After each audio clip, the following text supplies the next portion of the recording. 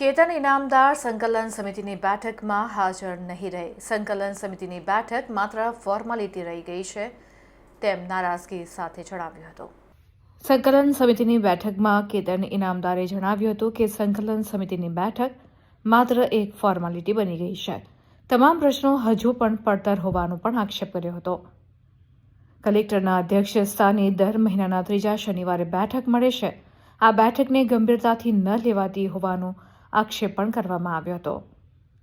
થોડા દિવસ અગાઉ 5 ધારાસભ્યોએ મુખ્યમંત્રીને પત્ર પણ લખ્યો હતો. જિલ્લા સંકલન સમિતિની કામગીરી પર સવાલ ઉઠી રહ્યા છે.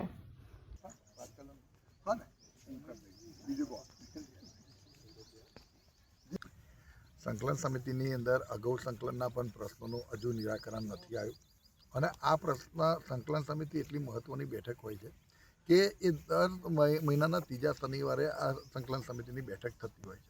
તમામ વિસ્તારના ધારાસભ્યશ્રી અને સંસદ સભ્યશ્રી અને જિલ્લા પંચાયતના પ્રમુખશ્રીથી માંડીને તમામ હોદ્દેદારો ત્યાં ઉપસ્થિત હોય છે.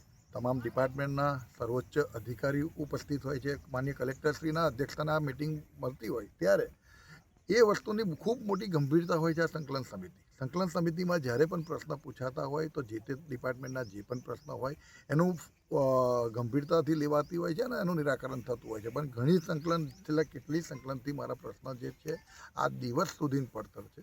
એનું કોઈ નિરાકરણ પણ નથી આવ્યું, નથી એવા કોઈ પ્રયત્ન પણ થયા કે એનું નિરાકરણ આવે. તો પછી આ સંકલન જો એક ફોર્માલિટી હોય તો આ ફોર્માલિટીનો ભાગ બનવા હું નથી માગતો.